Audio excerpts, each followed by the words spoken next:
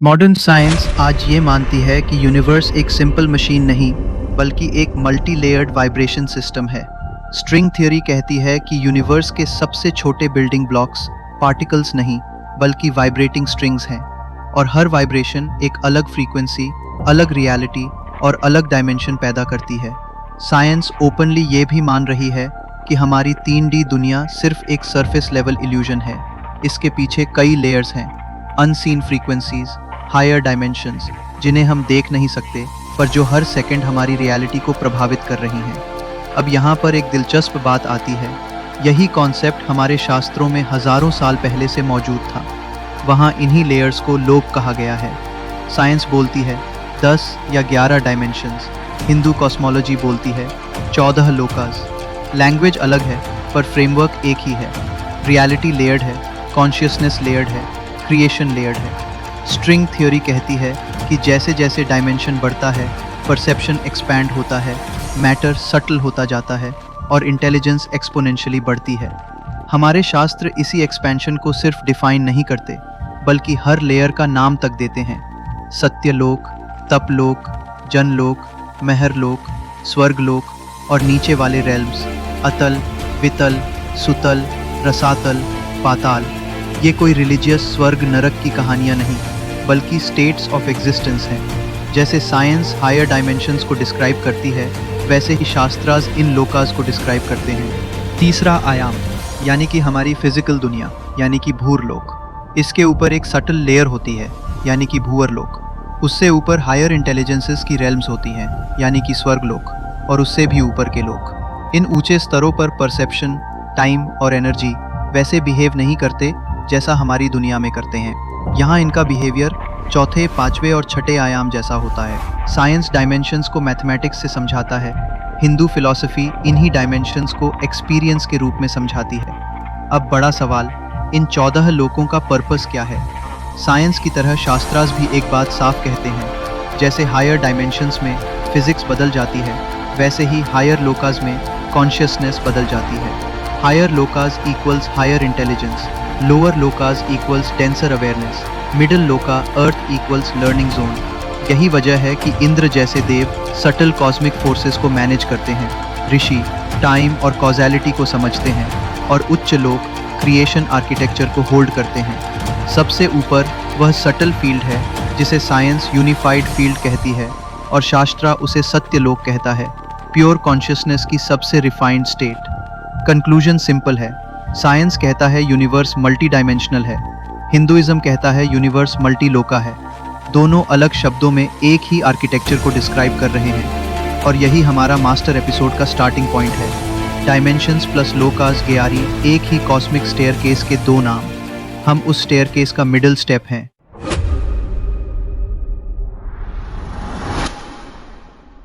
चलिए अब शुरुआत से शुरू करते हैं। जन्म से लेकर मृत्यु तक हम बस एक ही चीज करते हैं, सरवाइव।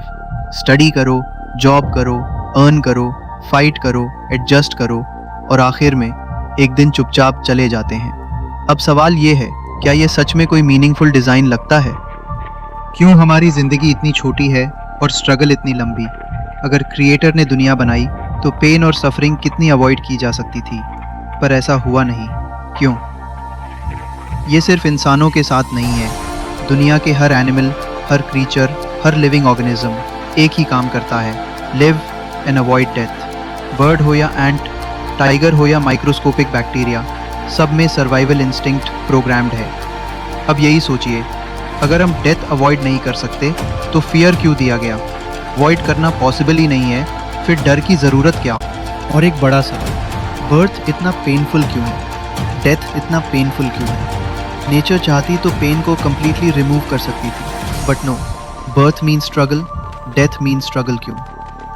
इमेजिन कीजिए, अगर डेथ पेनलेस होती, पूरी तरह पेनलेस, तो क्या सिविलाइजेशन लॉन्ग टर्म सर्वाइव करता? शायद नहीं, क्योंकि जैसे ही कोई इंसान बैड फेज में जाता, होपलेस होता, स्टक होता, वो बिना हेजिटेशन एग्जिट ले लेता। पेन का असली पर्पस पनिशमेंट नहीं, डिले है, आपको रोकना, जब तक कि लेसन कंप्लीट ना हो जाए, कार्मिक साइकिल क्लोज ना हो जाए, असाइनमेंट पूरा ना हो जाए, टाइमलाइन की रिक्वायरमेंट फुलफिल ना हो जाए। लेकिन आखिर ये टास्क क्या है जो कंप्लीट करना इतना ज़रूरी है? और ये कर्मा क्या है जिसका साइकिल क्लोज करना हम सबको पड़ता है? आखिर ये सिस्टम हमसे चाहता क्या है? कर्म, जिसे लोग पनिशमेंट समझते हैं, लेकिन जो असल में एक मैथमेटिकल करेक्शन सिस्टम है। कर्म, जिसे लोग पास्ट लाइफ का बोझ कहते हैं, लेकिन जो असल में आपकी कॉन्शियसनेस की कंटिन्यूटी है। कर्म, जिसे लोग डेस्टिनी समझ लेते हैं, लेकिन जो असल में फीडबैक लूप है for learning, balance and growth. सबसे पहले ये क्लियर कर लें, कर्म कोई मॉरल जज नहीं है। कर्म कोई भगवान की सज़ा नहीं है। कर्म कोई इमोशनल रिवेंज सिस्टम नहीं है। कर्म कोई good boy bad boy score card नहीं है। ये सब गलत इंटरप्रिटेशंस हैं। चलिए अब कर्मा को एक एग्जाम्पल से समझते हैं। एक ऐसा एग्जाम्पल जो दिखाता है कि कभी कभी एक टास्क कंप्लीट करते करते आप एक नया टास्क क्रिएट कर देते हैं। मान लीजिए आपको एक काम दिया गया है, अपने छोटे भाई के बर्थडे पर उसके लिए एक नई नाइकी की शू लानी है। भाई को वो शू बहुत पसंद है। उसने अपने दोस्तों से भी प्राउडली कह दिया, मेरे भाई मेरे लिए वही एग्जैक्ट नाइकी शू लाएंगे। मतलब एक्सपेक्टेशन क्लियर है और टास्क भी क्लियर है। अब देखते हैं आपकी चॉइसेस आगे क्या चेन क्रिएट करती हैं। Scenario 1, you forget the birthday completely. आप दिन ही भूल गए, आपने कुछ लेकर ही नहीं गए। भाई हर्ट होगा, उसका ट्रस्ट टूटेगा और आपका मेन टास्क पूरा नहीं हुआ। अब आपको उस हर्ट को ठीक भी करना पड़ेगा और वो शू भी इवेंचुअली लानी पड़ेगी। यानी एक सिंपल काम अब 2 प्रॉब्लम्स में बदल चुका है। सिनेरियो 2, आपके पास पैसे कम हैं, तो आप सोचते हैं किसी दूसरे ब्रांड की सस्ती शू ले आता हूँ। आप गिफ्ट दे देते हैं, लेकिन ये वही शू नहीं है जो भाई ने चाहिए थी और जिसकी उसने दोस्तों से बात की थी। अब क्या परिस्थिति बनती है? उसका डिसअपॉइंटमेंट भी है और ओरिजिनल काम भी अधूरा है। यानी एक टास्क को ठीक करते करते आपने एक नया इमोशनल प्रॉब्लम भी क्रिएट कर दिया। सिनेरियो 3, अब मान लीजिए आपके पास पैसे नहीं हैं, पर आपको पता है कि भाई की एक्सपेक्टेशन बहुत क्लियर है। तो आप डिसाइड करते हैं किसी दोस्त से पैसे उधार ले लेते हैं। Now look what happens. आपने नाइकी शू खरीद ली, भाई जेन्युइनली खुश हो गया, ओरिजिनल काम परफेक्टली क्लोज हो गया। लेकिन अब एक नई रिस्पॉन्सिबिलिटी खुल चुकी है, उधार चुकाना।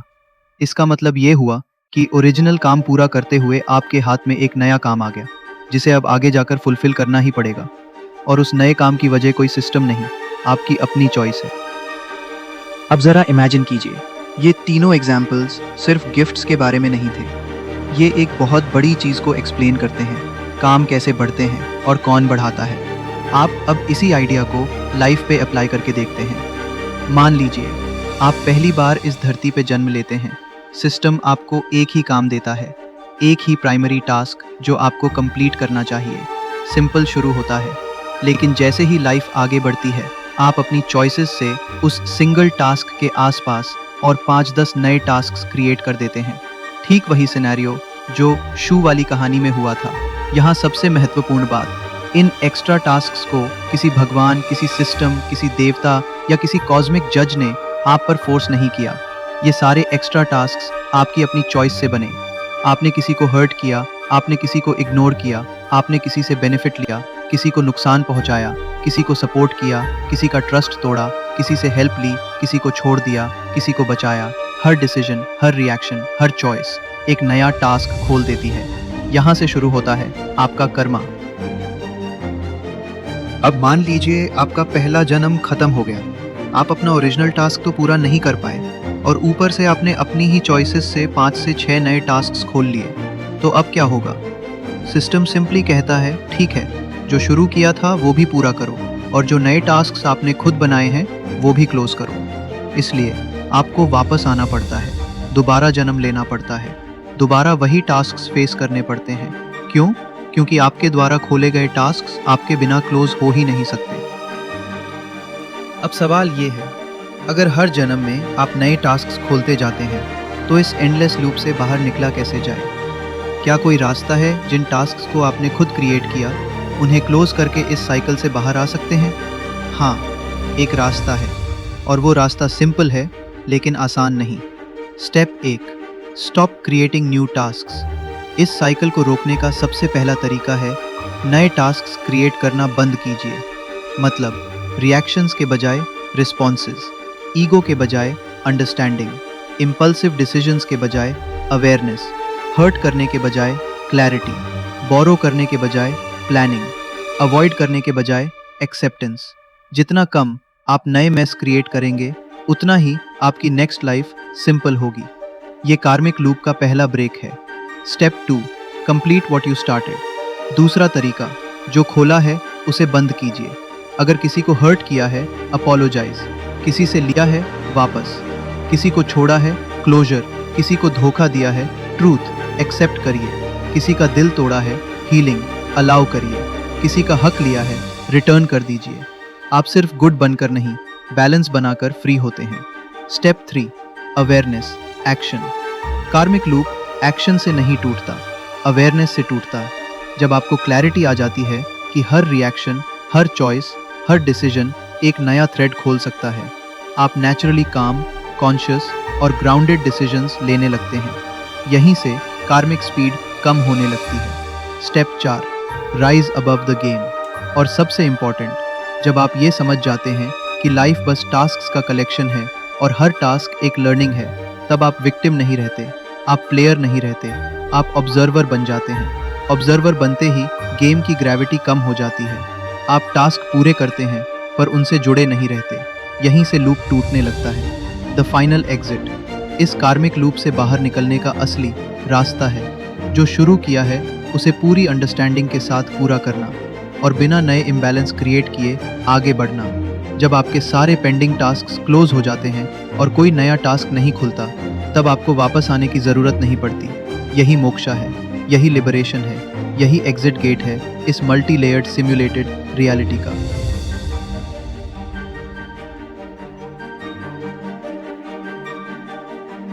लेकिन यहाँ एक और गहरी बात छुपी है, जिसे समझे बिना ये पिक्चर पूरी नहीं होती।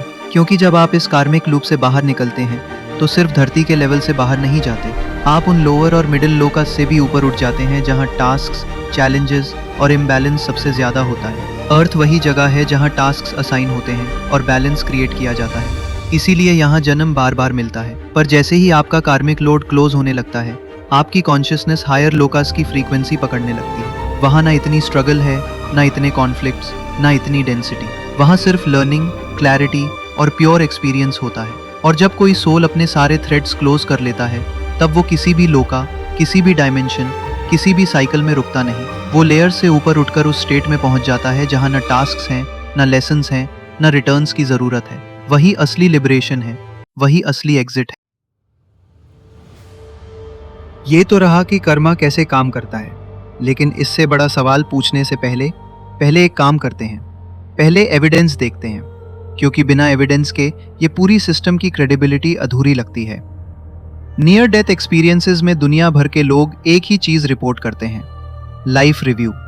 अपनी पूरी लाइफ एक मूवी की तरह चलती है, लेकिन सबसे शॉकिंग हिस्सा, आप अपने एक्शंस का इफेक्ट दूसरे इंसानों की तरह महसूस करते हैं। आपने किसी को हर्ट किया, आप वो दर्द फील करते हैं। आपने किसी को लिफ्ट किया, आप वो जॉय फील करते हैं। हर चॉइस का रिपल इफेक्ट दिखता है। ये किसी मॉरल लेक्चर जैसा नहीं, एक एग्जैक्ट टास्क एनालिसिस जैसा होता है। और ये डॉक्यूमेंटेड है, इंडिया, यूएस, यूरोप, जापान, हर जगह। यूनिवर्सिटी ऑफ वर्जीनिया की रिसर्च टीम 2500 से अधिक ऐसे बच्चों का केस वेरीफाई कर चुकी है, जो अपने पास्ट लाइफ की बातें बताते हैं। लेकिन पैटर्न क्या है? जहां पिछली लाइफ में कोई काम अधूरा था, नई लाइफ में वही पैटर्न रिपीट होता है। Same fears, same relationships, same challenges, same unfinished goals. कोई रिलीजन नहीं, ये रियल वर्ल्ड पैटर्न है। साइकोलॉजी में रेपिटेशन कंपल्शन नाम का फिनोमिनन है। यदि कोई इमोशनल टास्क पहले पूरा नहीं हुआ, वो बार बार नए सिचुएशंस में लौट कर आता है। जैसे unresolved guilt, unfinished love, unfinished relationships, emotional trauma, unexpressed truth. ये लाइफ को तब तक रिपीट कराता है जब तक वो साइकिल क्लोज नहीं हो जाती। ये भी वही मैकेनिज्म दिखाता है जो आप कार्मिक थ्योरी में समझा रहे हैं। Unfinished tasks create loops.